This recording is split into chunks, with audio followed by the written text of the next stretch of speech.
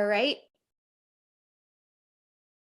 Indeed. All right. Good morning, all the Texas people from all over Texas. I have a question. Is Tracy on or Isabel from her team on? Anybody know? Did she have the baby? I just want to know, did we have a baby? Do we have a new BKT place baby?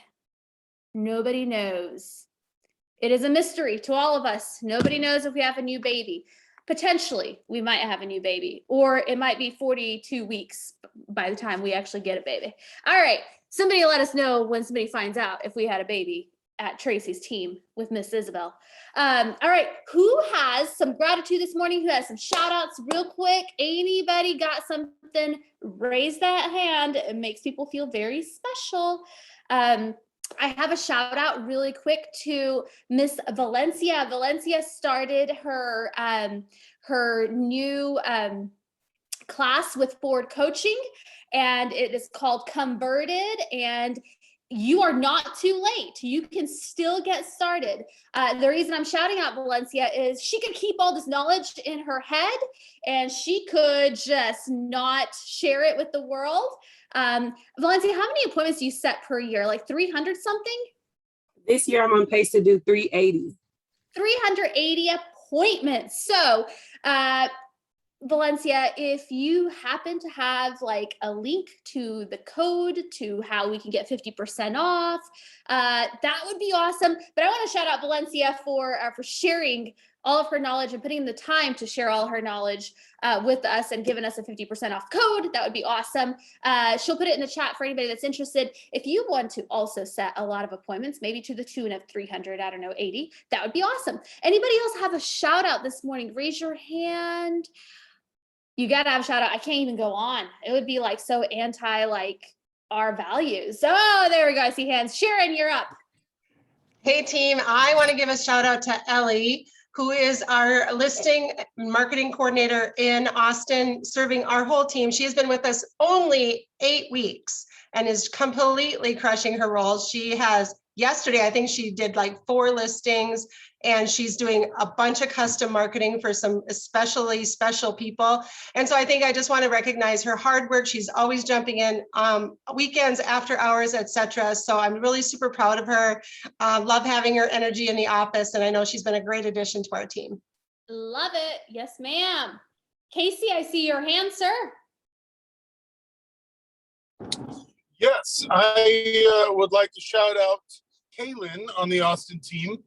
She is new with us as well, a newer agent. I shouted her out last month for listings, and this month, shouting her out for pendings. Imagine how that works. She has 3 under contract, and yeah, Kaylin is doing great. She's killing it. Love it. Love it. I think Kaylin just started in May, so it's exciting how much traction you can get when you focus. Brandon, yes, sir. Hey, good morning. Just want to shout out a couple people. First off, the current launch group in San Antonio, Alma, Tamala, and Nikki. They're in their 7th week. They've already, I think all 3 of them have already taken multiple clients, but at the very least have all gone on multiple appointments, buyer and listing appointments included. And a shout out to Alma, who got her first pending recently. They're just like really going for it. And so it's really awesome to see. I know Tamala sent out 5 or 6 referrals to place partners all around the country since she joined.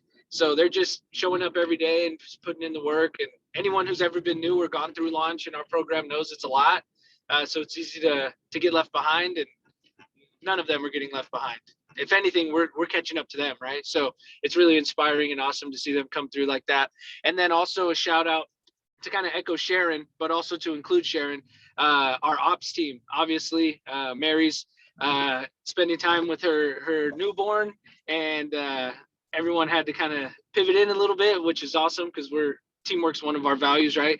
But the ops team is, grinding right now to make sure that we're still growing and not skipping any beats in our business. So super grateful for them and the launch group here in San Antonio. Right on. Love it. Wrap us up, Daniel Weiser.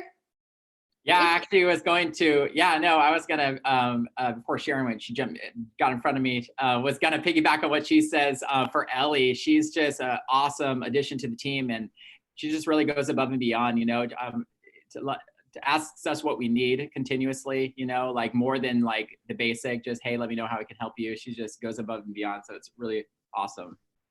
Love it. Love it. All right. You guys want to see some cool updates on Texas stats? Whether you do or don't, I'm going to share them with you.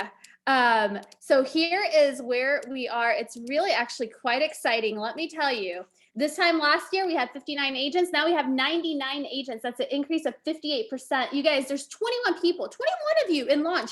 If you are in launch and you feel like, I'm the only one, no. There's 21 Texas agents in launch right now. And look at this number. We have 99 agents. We are 1 from 100. I don't know who the 100th is going to be, but that will be really special. Listings, obviously. Woo, let's go back. Let's go back to listings.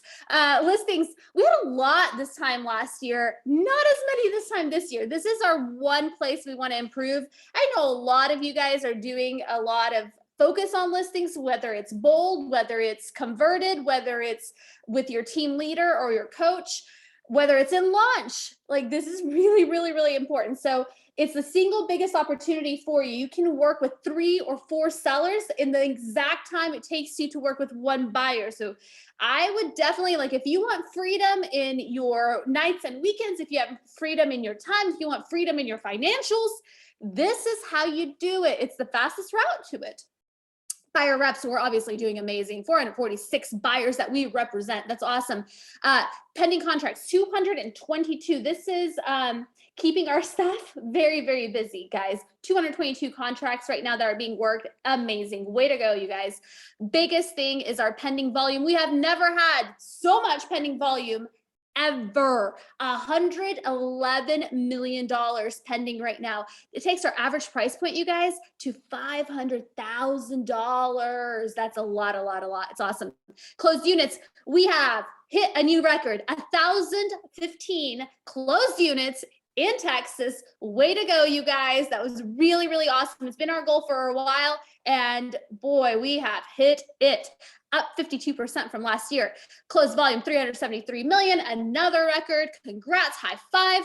GCI, that's our gross commission income. That's how we get to pay agents. That's how we get to pay expenses. That's how we get to have profit, right?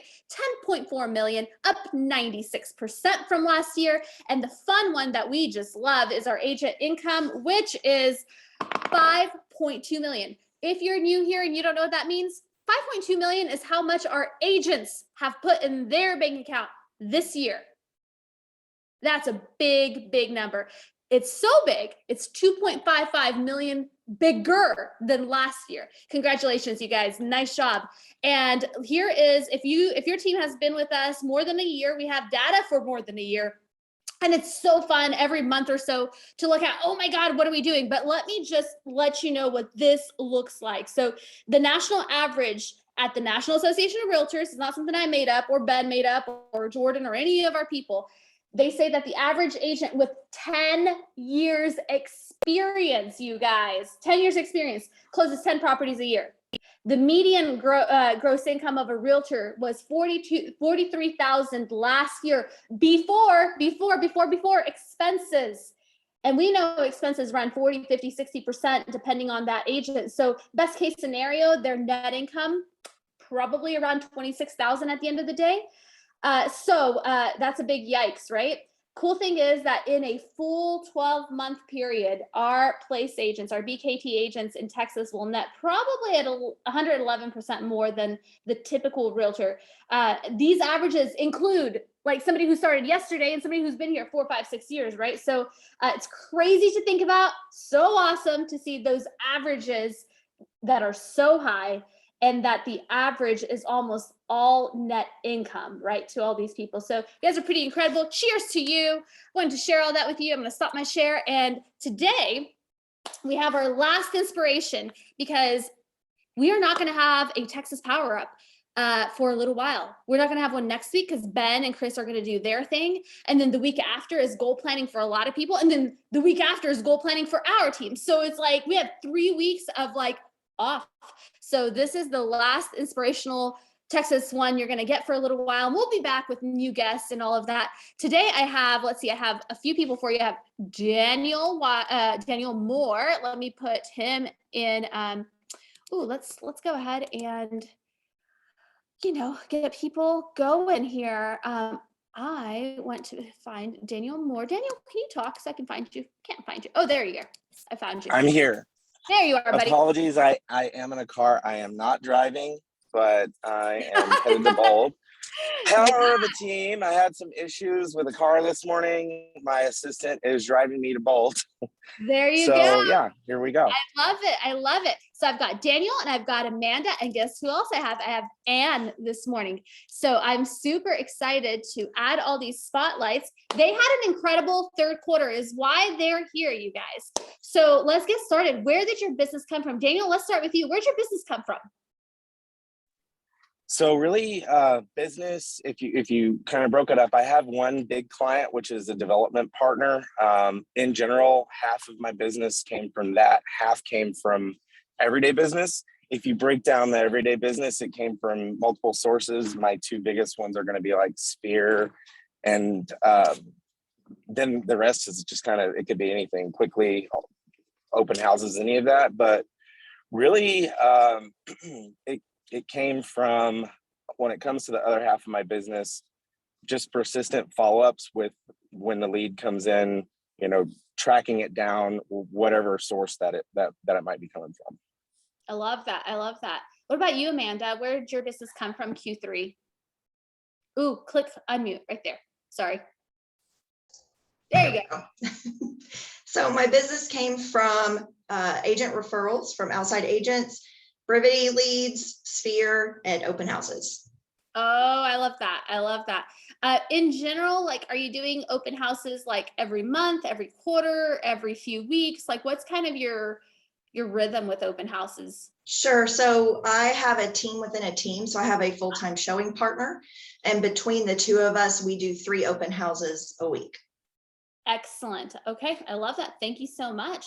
And what about you? Where's your business come from? This past quarter, about 50% came from agent to agent referral, 35% from open houses and the rest, and events that I do, and the rest came from Sphere and referrals from my past clients. What do you think? What is it like? Why are people sending you referrals from your past clients? Like, do you keep in touch with them, or what does that look like for you? Absolutely. It kind of started back when COVID hit and I had to have a new source of lead gen besides open houses.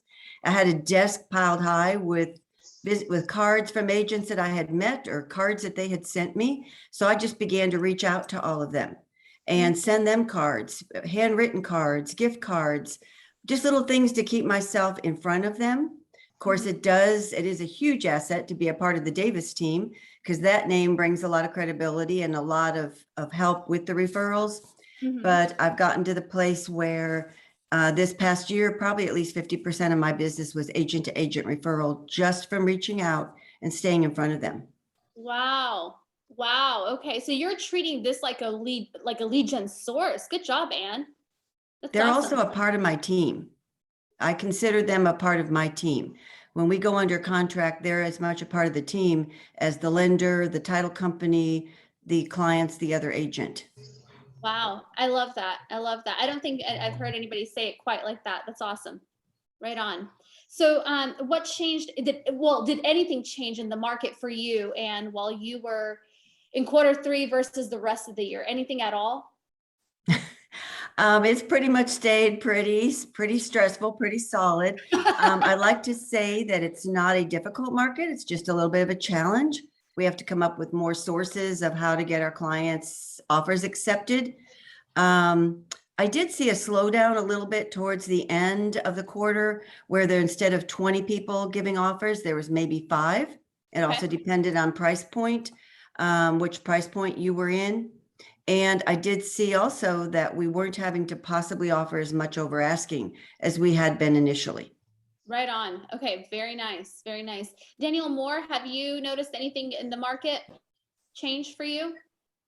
Yes, I would agree with Anne in that seen a little bit of a cooling market, not necessarily anything that would indicate like a crash, but definitely seeing a few more price reductions on the market, where we would have seen 20 or 30 offers on a property. It, you know, on a good listing, it could be 5 or 10. Seeing some of the buyers that were actually tired out from the summer are actually kind of wondering if now's a good time for them to come back around. Are you saying anything to them? Are you saying them anything to them? Yes, I'm essentially saying I'm really kind of sticking to where I kind of solidified things in the midst of all of that, which was kind of focusing on pre-qualification and, you know, getting them in front of a lender pretty quickly. I feel like we, on this team, the Big and Kinney team in general, you know, we really do stay a little bit ahead of the curve. So I feel like the value proposition is pretty easy. And the market, we are very well aware of the market. So it's easy to kind of, even if I need to educate them, the education portion and the value proposition are easy. So then it becomes more of a qualification for them, both whether they're a listing or a buyer, like, so I can better fit them into the pipeline to manage. And part of that right now with buyers is, you know, still going for what I was doing when we did have, you know, 20, 30 offers at a time, which is, I really prefer them to get conditionally underwritten. Those type of approvals, they stick out. And now I'm, instead of sticking out between 20 other people, it might only be 5. And it really helps me to identify a client that is willing to do a little bit of work and on the front end, instead of scrambling later to see if we're actually going to get approved. I love that. Conditional approvals are so good. I like that. Right on. Amanda, anything you saw change in your market or in your business? Yeah, to kind of piggyback off of what Ann and Daniel said, I was able to get some of my buyers who had been struggling during the late spring and early summer under contract, and looking at my pipeline, it was starting to slow down a little bit and I was getting worried. So I'm a big believer in time blocking and committing to your schedule. So I really rescheduled some things around and added in more lead gen time so that I could double down on my activity. And we're really starting to see those results come through here going into the fourth quarter. How, when you say you added some more lead gen time, like about how much would you say? Probably about 6 more hours between call time and open houses. Okay, about 6 more on my hours team. per week. What did you take out? What did you take out to be able to do that? Because yeah, if you say yes to something, you have to say no to something else. Absolutely. Again, utilizing my showing partner to handle more. And then we also hired a part-time administrative person starting at the beginning of the summer. So she's taken a lot of my 80% off my plate so that I can focus more on my lead gen time. I love that. I love that. Way to go. Way to go.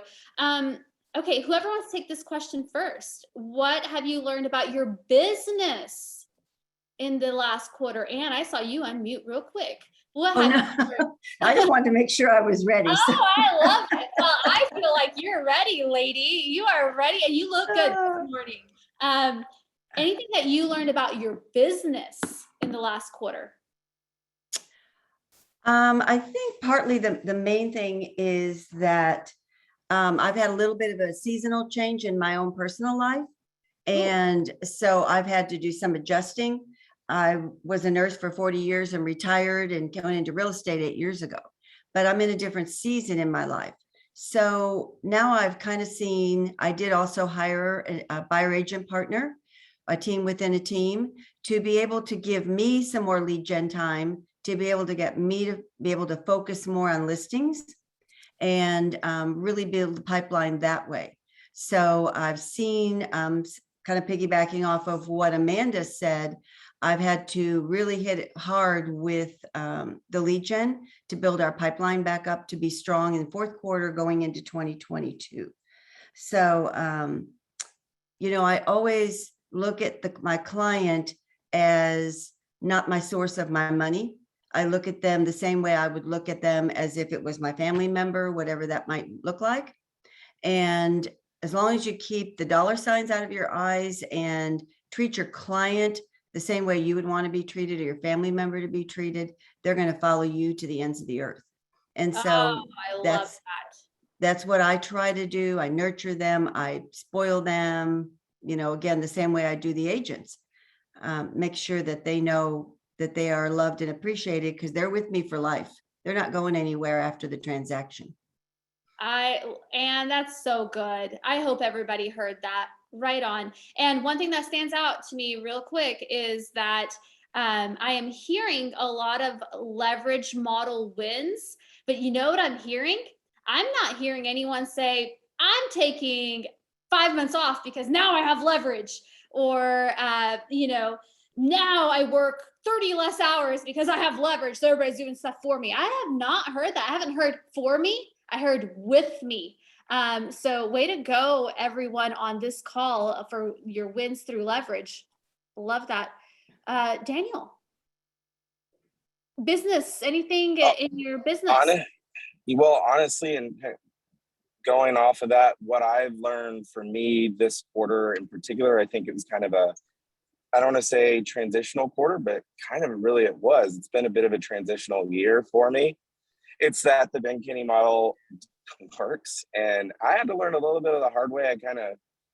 It is what it is, the way that things happen with COVID and all of that. I kind of went a little backwards for a minute. And once I rectified that early in the year, it really started to pay off. And so through that leverage model, when the right time is to bring on a showing agent and then eventually an assistant, and that model really does work, and it's set up that way for a reason, to the point where if I'm ever talking to anybody on the team that is kind of starting to hit that wall where they're producing well, but they're kind of plateauing, I just kind of go back to that and say, don't do what I did. Follow that model because it works. And so it's been a good reminder that I have a really, really solid blueprint. I don't have to figure this out like it's rocket science and everything. I've got that blueprint, and that's been very important for me with my business this year, in that I have the big development. That development it starts with lots. It's a custom home community. Those builds we just signed for another year. It started October 1st. So October 1st was 1 year. We won't be getting the windfall of the builds until actually next year. So it'll be the second year of that agreement. So I had to have a balanced business. That everyday business was really important. I could not have done that without the leverage model, the way that it's structured. I love that you said that, because so many of us, it's just human nature, right, guys? Like, we want that big builder, that big developer, that one person that's just going to change everything for us, right? And that's really good, by the way. Like, those elephants are awesome. And yet, those things take time, right? Like, we've been talking about this for a year, right, Daniel? We've had some success with it, but it takes a couple years for those homes to be built and those homes to close, right? And you can't give up your bread and butter business in the pursuit of the big one. You will go hungry. So I love that. The blueprint works, work the blueprint in leverage and in business model. And obviously go after the big elephants. Nothing wrong with that. I love it. Way to go. Amanda, what about you? Anything change in your business that you'd like to share? Yes. So like I said, I hired my administrative assistant, and I really kind of diverted my focus into getting her, getting systems set up for her, training her on what she needed to do for me and my showing partner. And so in going in, completing third quarter, which was fantastic, but I also, like I said, felt like the activity wasn't where it should be. And so, I kind of felt like, am I doing the right thing? Am I going in the right direction? And so I think just really focusing on the plan, on what our goals are, and making those adjustments that I needed to make to stay focused on that. So kind of like what Chris Suarez was talking about on our Friday calls, don't abandon the plan. Stick with the plan, stick with your systems. They work, use your leverage. And so we really have had a huge increase going into the fourth quarter to finish the year out strong. So I'm really glad that we kind of made that adjustment and didn't and just stayed the course. I love that. Don't abandon the plan. Like, especially since we are going into business planning coming soon, right? We sometimes who has ever created a business plan and then didn't look at it for the rest of the year, or maybe looked at it a couple times. Like, you guys, if I'm the only one, that can't be true, or I'd have everybody on this call be the top agent, right? It's human nature, right? But what a great reminder. Don't abandon the plan. The plan is there for you to work and adjust as needed, right? I really like that. And everyone Hey, who, Amanda, Yeah, since you're in your office, one of the ways we live out our business plan is on scoreboards. Amanda, since you're in your office, can you toggle over your camera to your scoreboards? Right there. Can you guys see that? yes, scoreboards Yeah, so are happening. we know we track our numbers pretty diligently on the team, and then also my team, that thanks to my showing partner Caitlin for awesome arts and craft skills there, we're able to stay very, very focused on where we're at in our business and where we need to go. And so just again, staying focused on that, knowing where we're lacking and what we need to do, and focusing on the activity, because we can't control the results, and focusing on things you can't control isn't really necessary or worthwhile endeavor. Right on, right on. For everyone listening right now, and you're thinking, oh my gosh, of course they're doing so well. They have all this help. If you've never thought that, then you are a good little saint, and we just love you. But if the rest of you are human and you thought, gosh, I'd also be doing so well if I had help. Listen, the nice thing about the leverage model is that it is a model that we practice. So when your business gets to the point where you do need help, and we know that to be, 3 to 4 closings per month consistently for a few months, like you hit a bandwidth level where you need help, and we have a model and a plan for that, right? The plan isn't work 90 hours. The plan is, let's get you some help. So what they're doing is available to you as well once you hit those levels of production. So I love that. Okay, let's talk personal real quick. Did you learn anything about yourself, guys, in this last quarter? Anything you learned about yourself in the last quarter? So on our last team meeting, Jordan brought up that this market is tough, but we are tougher. And so that really stuck with me. And I think that's something that I'm going to take with me going into the fourth quarter and into 2022, that, you can worry about all this, the facts, the things that are hard in this market, but really at the end of the day, like, nothing's going to get me down if I just stay focused and stay on task and get what needs to get done. And of course, like Ann said, putting our clients first, putting their needs first, making sure that at the consultation that you're clarifying what they want, what they need, and using the tools that you need to use to get them to the closing table. I can tough it out, and I can survive anything if I can survive 2020 and 2021 for sure. Oh, amen, amen, amen. Focus on what you can control with your schedule, with your clients, with everything, right? I love that. I love that. And yes, ma'am, I see you. The one thing that I did learn, yes, I do have a buyer agent partner right now that's really been blowing and going, but it took 3 years to get there. 3 years of really hard work, 4 and 5 open houses a weekend, really plugging along really hard to build my pipeline. So it wasn't an easy road to get to this part. And then I always would get frustrated, and Jordan would say to me, you got to slow down sometimes to move forward faster. And so right now I'm kind of in a little bit of that mode, getting my partner on board and really getting her trained. But I did learn personally this year, especially this year, being in the season in my life, I'm 70, my husband's 76, that I really wanted to enjoy life and be able to spend some time with him and be able to enjoy him. But at the same time, keep the income I was making. I didn't want to give that up, and be able to move forward, do our bucket list trips, those types of things. During 2021, we would go up to Tennessee a couple times a year, usually about 6 times a year to be exact. So in order to get to where I'm at now, I had to really put forth the hard work. And I'm still at that point, but I've now shifted to my trajectory of my business.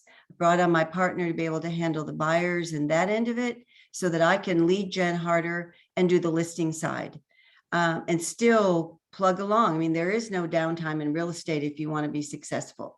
You have to keep moving forward, putting your feet in front of each other and moving forward. Those of us that have really moved the arrow forward, so to say, we got to keep that ball going uphill. We can't just sit back and go sit on a beach for 2 months and expect it to keep moving forward. You have to keep the pedal to the metal and going upward. So it's been a little bit of a seasonal change in my life for me, but yet I'm still there on target, doing my goal, reaching my goals, just doing it at a different pace and at a different direction. First of all, I never knew how old you were, and you look amazing. Like, wow, 70 looks amazing. I have so much hope for myself now. Really, really awesome. And that is spot on, right? Like you're such a great overnight success, right? Such a great overnight success. That took 3 years in the making and 40 years as a nurse and, 8 years in real estate, and just amazing. I love your story. Thank you for sharing that. Mhm. Daniel, what about you? Anything personal happening in your life? Anything changed for you? I'd say this year, what I have really learned the importance of is balance. I think, as COVID hit, I was really just starting to hit my stride in the business, and I kind of went through a little bit of a depression trying to figure out, well, okay, I'm just starting to get this going now. What's going to happen? Once I got through that minute, it was just head down, and like there wasn't anything else to do anyway but try to figure it out. But going into this year, particularly the second half and getting into the third quarter, and really it's kind of coming to fruition right now, is the importance of balance.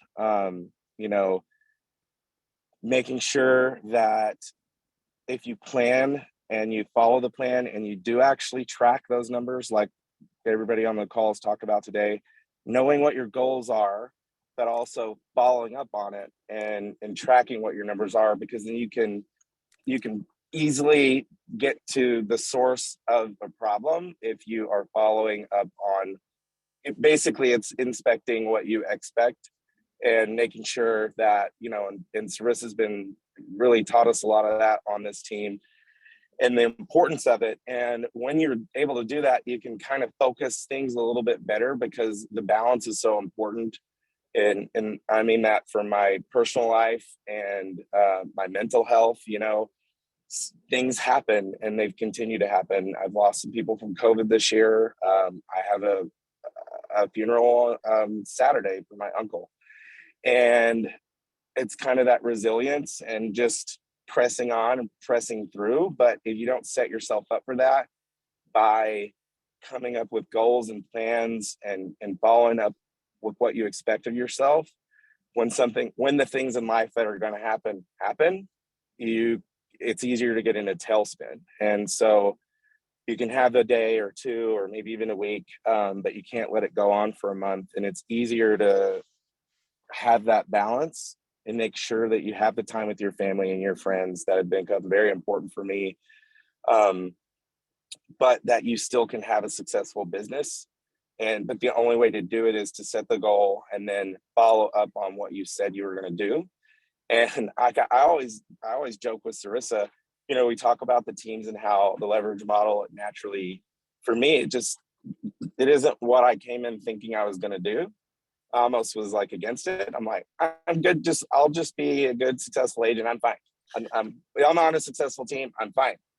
I joke with Sarissa that this little team within a team that I got was the unplanned pregnancy, but we're keeping it because it came naturally with the growth of the business. It was, I wanted to do more and was able to do more. And when you hit a little bit of a plateau, it's like, okay, well, how do I do more? Well, there is a model there and it works. And so being able to have that blueprint, we're going through pretty intense business planning right now on the team, having that plan. And I love that we started, some people think we're crazy. We're starting it in October and not, the last week of the year. But I love that because it doesn't stop December 31st. We got to really keep going and moving forward and keeping that, like Ann said, keeping the ball moving up the hill. And the only way to really make sure you're set up for a continued growth pattern that you want to set for yourself in your life and your business that matches your goals is to have the goals set and then follow up on them. And for me, I really had to learn that a little bit of the hard way. If you'd asked me 1 year ago, what are your numbers, or where are things coming from? I couldn't have told you. Now, every week, I follow up on every Monday is when we go through all of our numbers, all the way down to how many calls, were made and what types of people we're calling and stuff like that. So speaking of goals, quarter four, 2022, what does that look like for you? Are you thinking about it yet? What are you doing for 2022 at this point? What are you thinking about? Blowing 2021 out of the water. I'm really looking forward to it. We really, and that's part of that whole planning thing, is building up a good pipeline. Okay. I really like what our pipeline is looking like right now. And like Amanda mentioned earlier, sometimes I'll see stuff makes me a little nervous, but then because we're tracking everything, we can identify it pretty early on and get back on track. And so I really like what 2022 is looking. I'm very excited about it. And, but I'm saying that I'm also like, I even told our team the other day, I'm like, hey, we have our number. I'm not saying we're not going to achieve that number until it's literally, we're 2 weeks to the close of the year and it's impossible. So we're still focused on trying to get what we're doing now, hitting the ground running with what our goals are now, but really setting that pipeline up for 2022. So I'm very excited about it. Okay. So 2022 for you is like, we're setting the pipeline. That's your focus. Beautiful. Beautiful. What about you, Amanda? Ann, how are you guys setting up 2022? Like, what are your thoughts on that? Yeah, we're going into business planning in the next few weeks, and I've been thinking a lot about what are the big goals that I want to achieve for my team next year and what we can do together. And I'm really excited about it.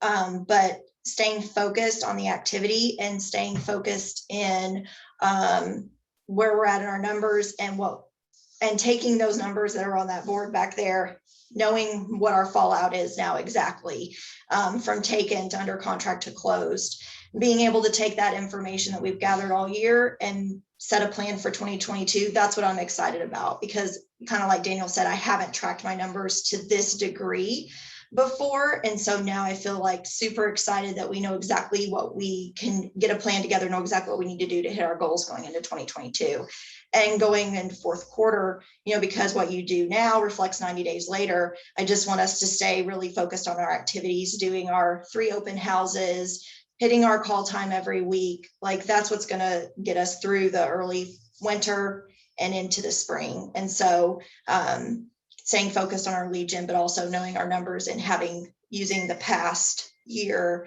to set the plan for what 2022 is going to look like. I'm really excited to do that with my first ever, my team within a team. So I'm really excited about business planning this year. Man, I am so stoked for you. It's so nice to see your journey. So nice to see your journey. And I never know, because we don't like, if you guys think we like sit on like 2 hours before these things and like try to figure out what we're going to say, like that does not happen, you guys. This is like real talk. These like interviews take on a life of their own, and I have loved this one. This is really good. Thank you for that. And what about you? What are you thinking about 2022 for yourself and your team? Well, just a little tag. I've always said I wanted to be just like Jordan and just like Amanda when I grow up. So I really kind of follow their pathways. But I want to finish 2021 strong first. I want to make sure that I've reached my 20% increase year over year. So I've got 5 more people I need to get under contract before and close before the end of December. My buyer agent partner, the same way. We were talking yesterday about how many she wants to get, because what you do these last few months is going to kick you into 2022. I can't let the holidays distract me, the family things distract me. I want to enjoy them, but I can't just shut down come the middle of November and then pick back up in January. I've tried that in the past. And when January and February roll around, there is zero business. And I need to really kick it in gear come February. So I want to avoid that slump. And we are looking at our numbers. We're looking at what we want to do together as a team, but also in order to be a part of the Davis team.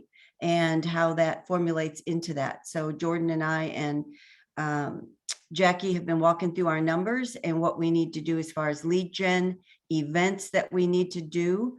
I did an event on Saturday with 40 connects and converted, I believe it was 7 or 8 into clients for 2022. But I still need to stay. What event did you do? I did a craft vendor event at one of the high schools here in the area. I love that, Anne. That's- Good for you. That's always been, and I figure 40 connects there can maybe be 2 open houses on a Saturday. So it's worth my time to go there and do those. But I've got to focus on the next 90 days in order to have a strong 2022. And we've definitely are doing our planning. I'm getting that prepared next week because I will actually be traveling the week that we're doing all the business planning with Ben Kinney and with our team. But that doesn't alleviate my responsibilities. So I need to keep moving and getting that growing. I love that. Way to go. Way to go. Daniel, I know you're heading into an appointment. As we wrap up with Daniel, any systems or tools, anything that you feel like, man, you know what? Everybody should know this. Anything that you'd recommend for us to make our lives better, faster, easier? Main one I would say is Brivity. I don't even know how people can manage 20 leads and not have the things in there. And I really learned that the hard way. It's crazy because I came from the consulting world, consultative sales, and we had like Salesforce and stuff. We had to use it, right? But when I came into this, it just was something that I don't know. It wasn't as important to me at a certain point. And I had to get good at it because it became unmanageable. And one of the biggest clients with that builder, there were no excuses, and they needed to be able to see what I was doing because I had to deliver. And if we were going to be signing again for the next 2 years, come October, I had to be able to prove everything and not just say, oh, well, I'm pretty sure we're following up. No, I needed to see, when did we do it? How long did it take us to get back to them? I mean, we have a rule on our team of a certain amount of time when a lead comes in that you have to follow up or it gets reassigned. And it's because of that necessity of that type of client that I had to, but it wasn't just them needing that and me having to prove it to them. It was, well, if I'm having that and I need to be able to tell people what's going on, whether it's a client that's a first-time home buyer and I'm helping her see what I'm looking for her, or a listing that I have, whether it is with this builder or if it's a $250,000 starter home listing, what am I doing for them? And then for the business part and the business planning and the growth, where is everything coming from? How many calls are we having to make to convert those to appointments, to convert those to clients? You can't do it if you can't track it. And there's no way, in any way, anybody can track the amount of things that we need to have a successful business. And for me, what I'm really focused on right now this year is taking that to the next level. There's still improvement that we can make, that we can have in Brivity and the subsequent tracking systems that we have, like CTE, for example, to make sure that it's not just about having all these little spreadsheets so that we can say how many units we got and try to be, get in front of somebody and say, we're great, we did this many units. It's really like, no, I want to have a successful business. So I need to know, how do I do that? And I can't do it unless I can dissect it all the way down to how many calls I'm making and what kind they are. And if we start to have a problem with conversion, we can figure it out. And usually it's helping us to stay a little bit ahead of the market. So right now I'm really focused on that, planning. And one of the things that we're looking at right now is profitability. I don't want to just have a successful business in life. I want it to be profitable and stable. So got to dissect them even further. And so I think the biggest single-handed tool that I've got is Brivity. I love something about you, Daniel, as you're jumping into your next meeting is Daniel came from the corporate world, right? He knew like what worked, right? Using like a system, a CRM. And then we kind of get into the real estate world and then I don't know what happens to us, but we become realtors. And we're like, as realtors, we don't need a CRM. we don't really need to do the things that make every other industry successful. Like we're above that, right? I don't know what happens to us. We just do that. And then a year later, 2 years later, 5 years later, I don't know, for some of us, it's a lifetime later, we realize, oh my God, all along it was our CRM. It was Brivity that was the secret sauce. So I kind of love that. I love hearing the vulnerability there. Thank you for sharing that with us. I hope you have a great meeting, Daniel. Amanda, Ann, what about, The meeting is bold. I'm super pumped about it. That's one thing that I'm very excited about right now because, you know, we're going into the holidays. I'm very excited about starting. This is my first bold, so I'm very extremely pumped about it. And I'm doing it because our whole team is doing it because it's the only way to go into the fourth quarter and next year. So that's my meeting. And I am sorry that I've been on the phone today with all this. I'm looking for where the bold room is right now. We believe you. We believe you. Awesome. Amanda, what about you? Systems, tools, anything make your life easier, better, faster? Sure. So I think the biggest tool for me this year has been leverage. Getting a system in place for me and my showing partner last year, and then adding that third leverage with our administrative assistant this year has really been able to give me a better quality of life personally. So I'm able to run my business, not have my business run me. It's been an exceptionally profound experience to have that kind of leverage in my life. And it's caused me to add leverage even in my personal life. So being a full-time real estate agent and a mom, like I am a huge fan of HelloFresh. So I don't have to think about what am I cooking for dinner. I use Stitch Fix, so I don't have to worry about going shopping for work clothes. Like anything that I can do subscription box wise has added a lot of time back, personal time back on my calendar without having to go to the grocery store and things like that. So I think that seeing the success of leverage in my business with my showing partner and with my administrative assistant has encouraged me to seek out leverage in my personal life too, so I can focus more on being a mom.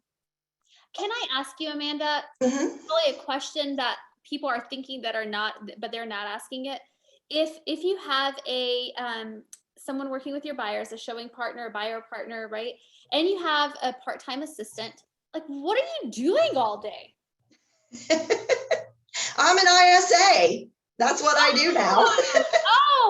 So I just wanted to see like, where are your 40 hours going, right? Yeah, so my one thing is lead gen, bringing in business from my sphere. I have an amazing pipeline that I've gotten being on the Davis team since 2018. So I'm always nurturing that, following up, using Brivity for pond diving, getting new leads, like that's my main focus as being the top agent on my team. You know, and a lot of people, that's the number one thing they want to give up is their lead gen. If Ben was on this call, he's not on this call, but if he was on this call and we were having a conversation with him, he would say, Amanda, we're going to give you a little crown because you have figured it out.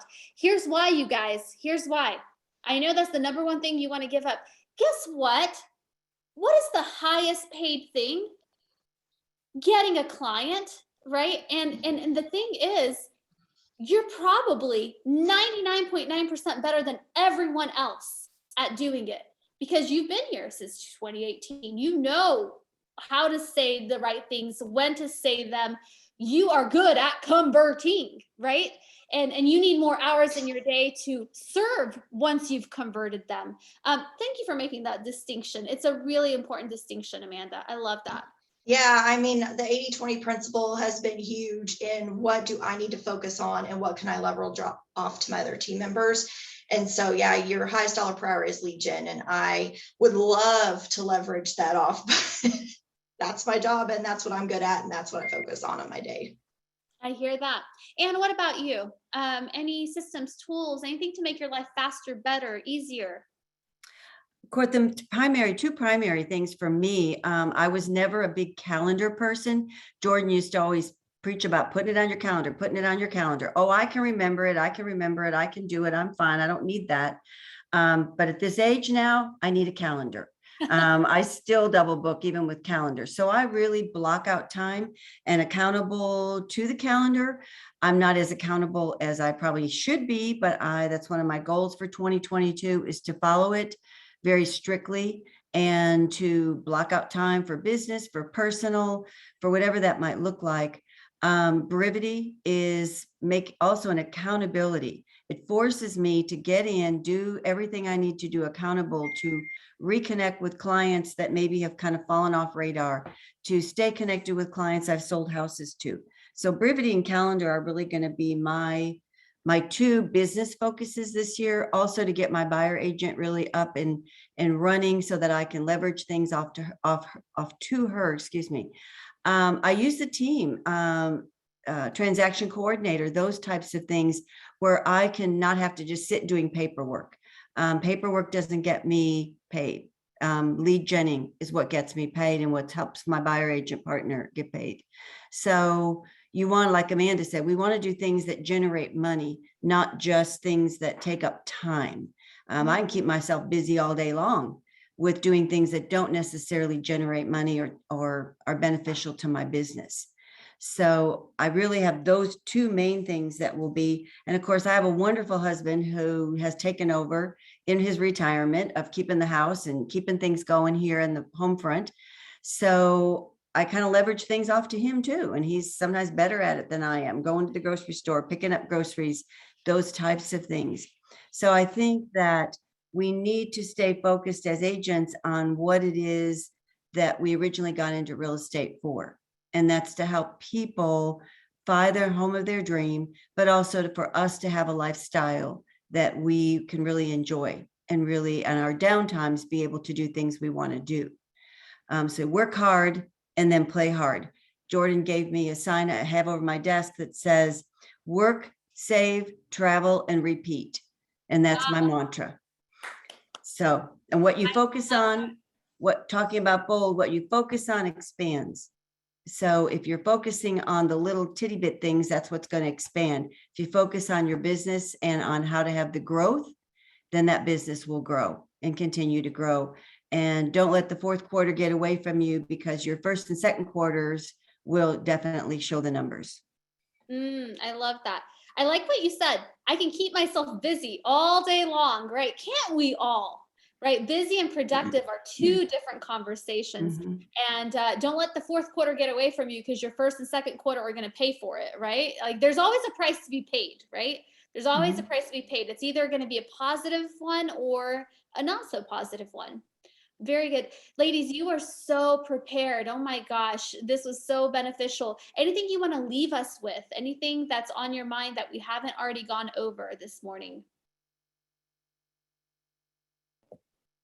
Well, at least I can breathe now. I woke up thinking about this at 5 o'clock this morning. I will tell you what, you know what, isn't it? That is so the truth. Annie, by the way, you are so smooth and so good, by the way. But we are all human, right? We all have the same feelings. We all have the same anxieties, right? And we see Anne and Amanda over here, and they're doing so well and inspiring us this morning, but they're still human too. They feel all the feelings that you feel. They have to work hard just like you. Like we're all the same, right? And shout out to Jordan, Jordan, you have a great team.